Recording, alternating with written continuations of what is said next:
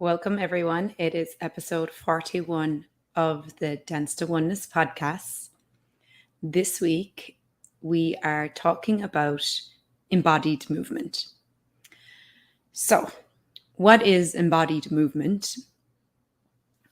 What does it mean to move totally embodied?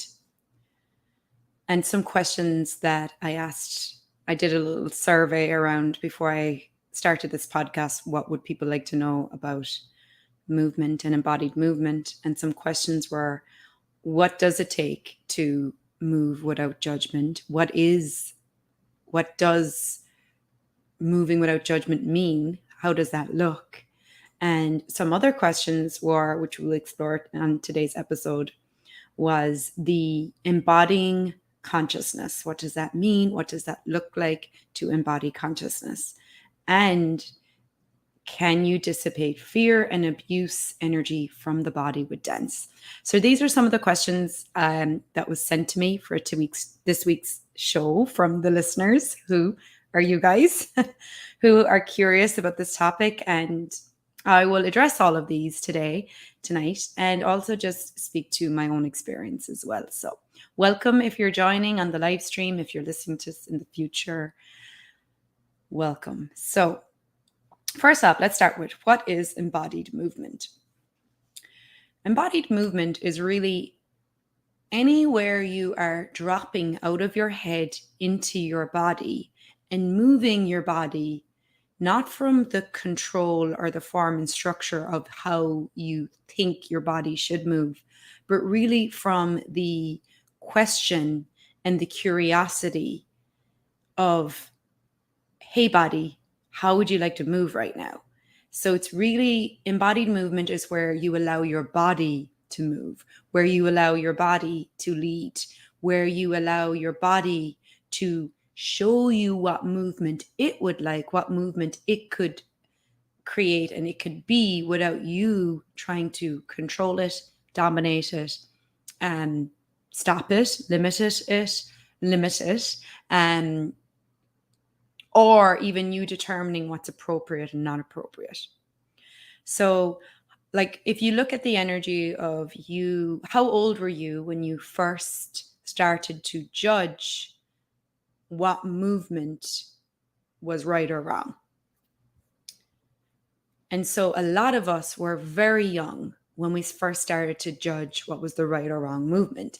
And usually it was impelled on us. So we were told, don't move like that. You're moving too fast, or slow down, you're going to fall, or sit still. Why are you always wiggling in your chair? And so you start to learn from a very early age what is appropriate and what's not appropriate, where you can move and the different ways you can move, and when it's right and when it's wrong, and when it's good and when it's bad. So everything that is, and everywhere we have been, all the judgment that has been projected onto you and your body around the right and wrong movement and the appropriate and non-appropriate movement that you have been now dominating and controlling you and your body with, can we destroy and uncreate it, please? Right, wrong, good, bad, papak, only shirts, boys, poets, and means. And that's the Access Consciousness Clearing Statement. I don't always use it on this show, but it's popping to use it right now. So that you can learn about the Access Consciousness Clearing Statement on www.theclearingstatement.com, or come and take some access classes and you'll learn more about how that clearing actually works. But it's really just undoing those places. Like, we don't even realize how many energetic judgments we have of movement that doesn't allow our body to embody and have a freedom of movement. So much of how we move our bodies is from what's right and wrong, and to get a result. And so how old were you when you gave up the joy of movement? And a lot of us gave it up very young, because we were told we had to. We were told, you need to perform in a certain way. And that's another thing. Like, in this reality, movement, in particular dance, and a lot of movement doesn't have to be dance. It can be going to the gym. It could be, most movement is for a result. So think about like going to the gym, going to a yoga class, going to like fitness class, all of those, a lot of that we do it to get a result. And there's a form and structure to it. There's like, you have to move your body a certain way. You're told the instructions. You're told what way it's supposed to look. And then you have dance, which all movement, if you can move your body, you're dancing. People say, oh, I can't dance. Well, if you're moving your body, you're dancing. But in this reality, dance is all done from the performance of how it looks. It must look a certain way. You must follow certain steps. It must look pretty. It must look nice. It must look in sync. And that's all done from the performance. And a lot of that is done from judgment. So anywhere you're judging your body and judging the movement, you are not embodying movement. The minute you judge your body, you separate from your body, and you are doing it. You are controlling your body. So a lot of us have had years of controlling our bodies, make them look a certain way, try and get a result, perform a certain way, look pretty, look nice, have a certain shape, work out a certain way. And all of that really, what it does is it kills the freedom and the joy of body. So for me, I started to explore like embodying movement without even really knowing that's what I was doing. When I was 21, I stopped drinking. I used to be party, and I raved in Ibiza, and I did all that nightclub scene, and I loved the music and I loved going out dancing. But at 21, I couldn't continue to live my life in the same way anymore. So I stopped drinking. I didn't take any drugs. I just totally cleaned up my whole life. But what I found was going to nightclubs was really empty, and people were just drunk and just dancing kind of totally not in their bodies. And there was a real disconnect for me. And at the time I was going through a lot. I had a lot of awareness, a lot of I was going through an awakening, really like a spiritual awakening as such. I was waking up to all the lies of this reality at the same time, waking up to totally beyond this reality. And movement became a way for me to move energy. It really just came a way for me to like shift energy, to dissipate energy, to move energy. So if I had a racing mind and I was feeling upset or emotional, I would put on some music. I would be in my room. I would put on my AirPods. AirPods back then, I think it was headphones. And I would play music and I would just move. I would just dance. Sometimes in front of a mirror, sometimes not. Sometimes it was out on, my parents had a decking overlooking a forestry. It was out in the decking. Sometimes I would go out into the golf course. There was a golf course right next to our house. In the evenings when the golfers were gone and it was just a wide open space, and I would dance on the green. And what it started to shift in me was it started to, first of all, drop me from my head, from the mind thinking into my body. And then all the things I was feeling, like sadness, anger, upset, I would move that. I would move all those feelings and those emotions with the music and the movement. And what I found that the more I did that, the more it would just create this space in my world. At the time, I didn't know it was space. Now doing Access, I have more an awareness of space. But at the time, I just knew, wow, it took me from racing mind, feeling like I was insane and crazy, to dropping into my body, moving all these emotions and feelings, and then from there, just becoming oneness with everything, with the art. There'd be just like this sense of possibilities in my world. Suddenly I went from I'm so fucked up to what, like this sense of anything is possible. In the movement, I became alive. I started to access me in the movement. I started to access me beyond the definitions of what I had thought I was. And my body started to awaken. My body started to become alive again. I had been numbed out. I'd been put on medication. I was totally disconnected from my body. And as I started to move, my body started to wake up again. And I started to connect with my body again. I started to drop from my head into my body. All of that was done not from the performance, because nobody was around me. I had no concern about someone seeing me. I was willing to let go of control in the movement. I was willing to surrender, to let it all go, to be out of control, to jump around, to twirl around, to be fiery, to move in all the different energies and not stay stuck in any of them, but move through them without being concerned about what it looked like, without being concerned about anyone seeing me, because I was doing it by myself. And so that was the beginning of me really discovering movement as a therapy, not as, okay, I'm going to dance when I go to the club. We're going to drink. We're going to get fucked up. We're going to listen to the DJ. We're going to think we're so cool. It really became about, it became about me moving my body in a way that actually allowed me to move energy. And that was the beginning of me really embodying movement. And so where is it for you that you could actually start to embody movement? It may not be that you go through the same process I did, but even when you're, going to the gym and you're running on a treadmill, are you actually in your body? Are you actually present with your body? Are you in your head? Are you thinking?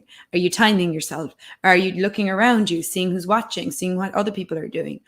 What if you could really start to cultivate a practice of checking in and being like, okay, am I actually present with my body right now? And actually start to look at, okay, what am I doing this for? Am I here choosing this to get a result? Or am I choosing this to actually allow me to embody more? What if movement was a tool that facilitated you in embodying all energies? And that brings me to the next question, which was a question from one of the listeners was, how do you embody consciousness? Her question was, how can I embody more consciousness? What consciousness am I embodying, and how much more can I embody? Great question, right? First of all, can we just say what consciousness is? So consciousness includes everything and judges nothing. That's what consciousness is. So when you include everything and judge nothing, you are accessing more consciousness.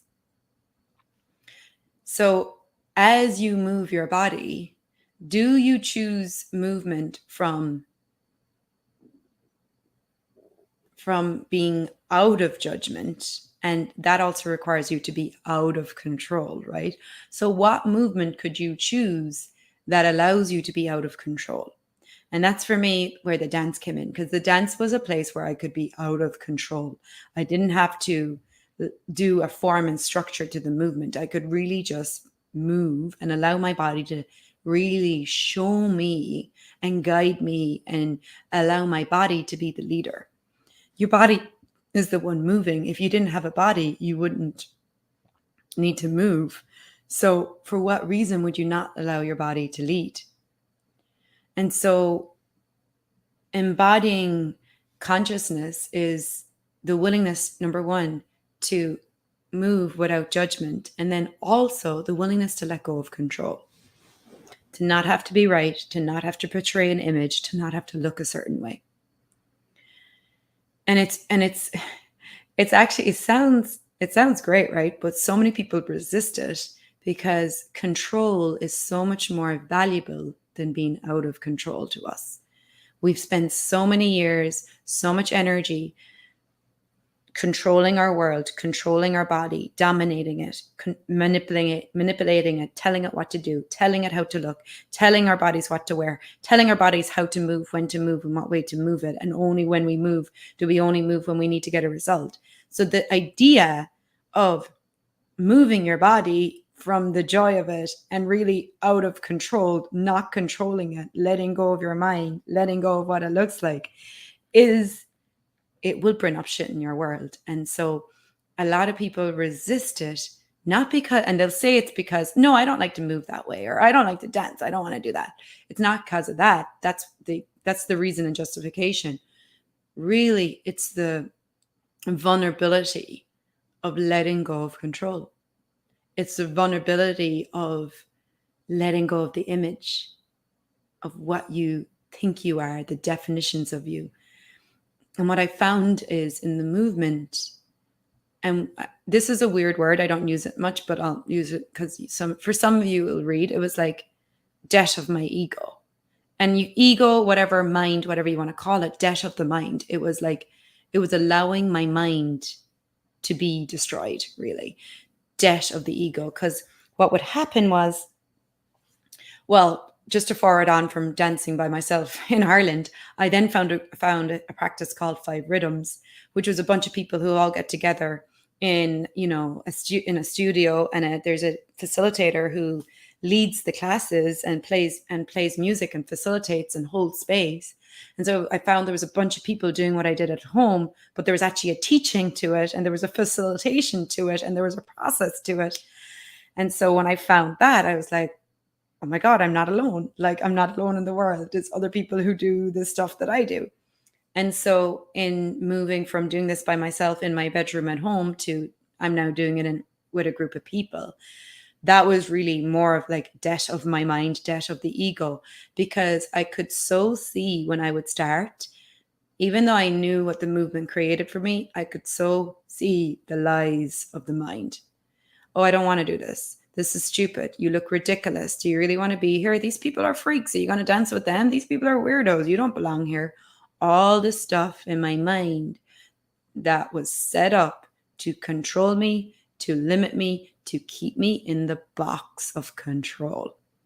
See, your mind is a calculating system designed only to control you. Your mind does not want you choosing anything beyond anything you've chosen in the past. Your mind only wants you to choose that which it already knows, which is control. Your mind is the controlling system. You, the being, are like, can we play? And your body's like, can we play? And then your mind is like, no, we don't know this. This is new. You can't try something new. You need to go back. We're losing control now if you try something new. If you are willing to actually go beyond the lies of your mind and not actually feed into them. And what I learned to do was just ignore them, just like keep going regardless. And that's helped me out in so many areas of my life, not just movement, with business, with money, relationships. Just keep going. Ignore what my head says. Ignore what the mind says. And as you keep going, that's when you start dropping from the mind, dropping from your head and into your body. And that's where the magic lies. The magic is in your body, guys. The miracles are in your body. The key to all the magic and mysteries in the universe is in your body. It's when you embody, when you drop out of your head and drop out of your mind. And I started to see like, wow, like all this stuff up here, it will be there, but I can just know that none of it's true and real and just go beyond it. So that was the beginning of embodying more consciousness for me. And then I said consciousness includes everything and judges nothing, right? Well, what I started to see with the movement was, what were the things that I was rejecting? What were the energies I was rejecting? What were the energies I was refusing and avoiding? So there were certain energies in the movement I was very comfortable with moving with, and there were certain energies I was like, avoid that, stay away, push it out. And this is where I started to see how, and all of you could start to see, how do you embody more consciousness is when you start to embody all energies, right? So for me, I would go in and I'd start moving my body, and the flow part of the movement, which is the warm up, that part, I was like, oh, can we just skip this and go straight to the fire? I was very comfortable moving with fire, with power, with the fire energies, the anger, the power, all of that I was very comfortable with. With the flowy energy, not so much. So it's like I started to see places where I was like, oh, okay. So I resist flowing. I avoid flowing. I'm more like, let's go in hell blazing into the fire and like, let's be the power. And the flowing, I kind of just want to like skip past it. So I started to see like the different energies that I was avoiding and refusing. And those were the places I started to ask to be them more. Like, okay, what if I didn't resist this flowing energy? What if I could, where in this could I actually start to access more of me? And then like, okay, I love the fire, like, the power, the fire. That was like, let's go. And then like the being out of control in the movement, the chaos, I started to see that was a process. That was a process of letting go. That was a process of me surrendering, of becoming out of judgment, of letting go of the judgments of what was going on with me, what was going on with the song, what was going on with the teacher, what was going on with the people around me. It was really up to me whether I let go of control or not. And whatever experience I would have was totally 100% up to me. And so I started to see like where I was starting to embody different energies within the movement. And then you were moving with other people. So it's like, okay, can I move with this person? Not have to move in sync, but can I move opposite them? Can I allow them into my world? Can I drop my walls and barriers? Or do I have walls and barriers up like, don't come around me, don't come near me? And you start to see like, okay, am I actually willing to be intimate first with me and then with others? Am I willing to allow other people to see me? Am I willing to be vulnerable? Am I willing to actually say no and move on if I don't want to keep moving alongside this other person? And so the embodying consciousness was really embodying all energies. And then as I started to evolve more and more in the movement, it was like, oh, am I willing to embody sensualness? Am I willing to move with sensualness, even if nobody else around me was? Am I willing to allow myself to turn my own body on, even if nobody else was turned on? And it's really, and the movement really showed me accessing all energies, embodying all energies. As the definition of consciousness is, consciousness includes everything and judges nothing. If you want to embody consciousness, can you actually move with all energies and not judge any of them? And then the other part is, can you move with all energies and receive other people judging you? Because maybe if you're moving with sensualness, someone else may judge that. And can you receive that without shutting yourself down?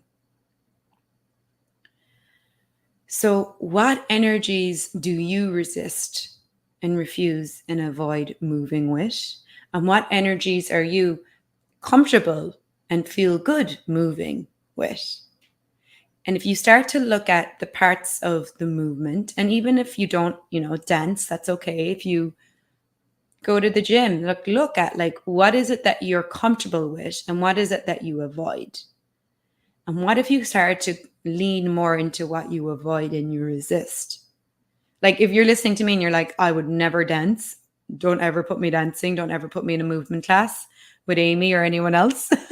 Maybe you should come and try it out.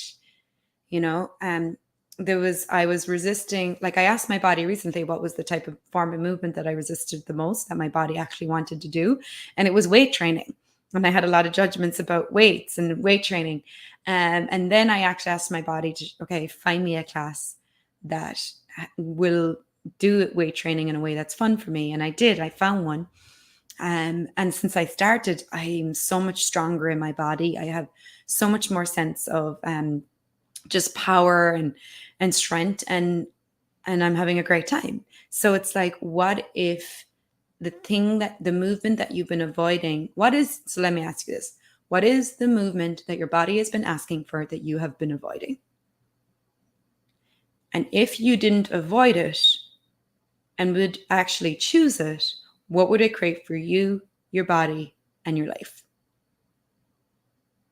And what if you're willing to actually just go there? Because it's not so much the movement you're avoiding, it's more the energy that you will access when you choose the movement that you're avoiding. It's always energy, guys. It's always an energy we're refusing. It's never about the actual thing. So it's like, when you're signed up, like there used to be times where I'd be signed up for a movement class, and then right before the movement class, I'd be like, oh, I don't want to go, right? My mind again trying to stop me. Was it the movement I was resisting, or was it an energy that I was going to access in the movement that I was avoiding, refusing, receiving? And so have a look at that. Like, what are the energies that you're refusing? What are the energies, and what is it that you're asking for that you say you desire, but yet you're still rejecting? Like I'm always asking to be out of control, but yet I still avoid the movement that I know allows me to facilitate myself to be more out of control. So it's like getting really honest with yourself. Like, just get honest with yourself and be like, okay, I'm saying I want this thing, but yet I'm avoiding the thing that will allow me to access the thing I say I want. So everything that is, everything you've been avoiding and defending with movement, and all the energies you're avoiding and defending that you could access through movement, can we now destroy and upgrade it, please? Whew, time's a puck, all my shirts, boys, poveds and beyonds. So when I looked at, okay, was I really avoiding, like, was it really about going to a class to do weight training, or was I avoiding the power I would access when I chose the weight training? And when I resist, doing my embodied movement dance that I do, am I resisting the dance and the movement, or am I resisting being totally out of control that I access through the movement? So what are the energies that you could access through movement that you're resisting and avoiding receiving? Everything that is times a godzillion, can we destroy and uncreate it, please? Right, wrong, good, bad, pop, only shirts, boys, poveds and beyonds. And, I didn't really tap on I kind of roundabout addressed the question about dissipating fear and abuse energy from the body. So just to be clear, anything that is a judgment is abuse. So if you're willing to drop out of your head into your body and embody movement, you will be undoing the effects of abuse and judgment on you, your body, your being. So, and fear is not real. I spoke to the fear thing, right? So fear is, that's your mind trying to stop you. Like when you would show up for the movement and your head would be like, oh, don't go there. Don't, are you really going to dance with these people? Like all that, they're all fear-based thoughts, judgments designed to stop me. Don't pay attention to them. Don't give them energy. Move in a way. What I've found is when I move, when you embody movement, you embody with the earth. So when you drop out of your head into your body, because your body comes from the earth, you also come back into communion with the earth. And that is the ultimate healing. If you want to heal your body, embody beyond judgment, move your body beyond judgment, and come back to communion with the earth.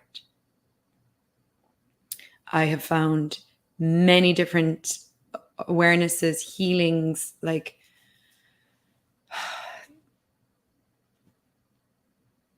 energies just being changed, dissipated, released from me getting out of my head, moving my body and moving with the earth.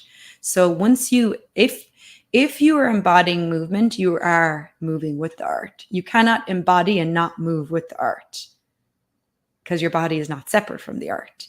You separate from your body and you separate from the earth when you judge you. So if you would like to have an embodiment with you, your body, and the earth, choose that which will facilitate you beyond judgment. Whether that's movement, whether that's body work, whether that's getting a bar session, all of the above. Like every day, what if every day you were like, okay, how much more can I embody today? How much more can I move with my body? How much more control can I let go of? How much more can I dissipate and release? everything that is not mine into the earth. And that's what I found. I found that in dancing on my green in Ireland, on my golf club, and even dancing in your house, you don't have to be out in a green. You are moving with the earth. And that is where the magic happens. Because you, your body, and the earth are magical. And I've found incredible things move and dissipate and release out of my world when I got out of my head into my body and moved with the earth. So, and I do a lot of that in my classes too. So if you're still not really clear on what it is to move with the earth, I do a lot of online classes and online movement classes, and the whole time I'm facilitating you, your body, your being, and the earth. And it's coming, and that's what the dance to oneness. This is what the dance to oneness came from. It's about getting out of your head into your body, and having your being and your body in communion with the earth. That's the dance to oneness. So, and this is where it started. It started for me on a golf course in Ireland. That's where I was dancing to oneness. That's where I started accessing consciousness. And then later found Access Consciousness. And together, those tools, the Access Consciousness tools, the embodiment practices I played with and continue to play with, have shown me so much and propelled so much change into my world. So if you're interested and you have more questions about that, just let me know. Like I said, we have lots of online movement classes. I do have an in-person dance immersion weekend happening this weekend, coming in Nashville, Tennessee. So it's May the 13th is Friday night. We'll be a 2-hour evening movement class to get us ready for the weekend. And then all day Saturday, all day Sunday, it's going to be a deep dive into movement. So on the Saturday, we're going to dance with all the earth elements. We're going to dance with earth, fire, air, and we're going to dance with the universe. We're going to dance with water and all the earth elements. And then on Sunday, we're going to dance with sensualness, intimacy, trust, vulnerability, dance with sexualness and orgasm, and really get deep in our bodies and find out like the magic and mystery of embodiment through embodied movement. So if you are listening and you're in a different country or town or city and this is calling to you, let me know. Reach out to me. I may come to your town or city if we have the interest there. And if not, and you'd like to join us online, you can always go to www.amyshine.net events. We don't have anything up right now for movement, but we will have a movement membership coming possibly August or September. And I will have 7 days of dance with vulnerability online happening in June. We do have previous classes I've done, like dance with the fairies, dance with the leprechauns, dance with trust, dance with sensualness. They're in my shop as well. So you can always go to www.amyshine.net/shop. So, and look it up, like look up 5 rhythms, look up ecstatic dance, look up journey dance, look up Nia. There's all different types of movement, probably local groups near you too. And I know there's many ecstatic dance groups across the world. So this is a movement that's happening. Every teacher, facilitates a little bit differently, and go out and explore it. So thank you guys. Thanks for watching. Thanks for those watching in the future. And we'll see you next week. Bye for now.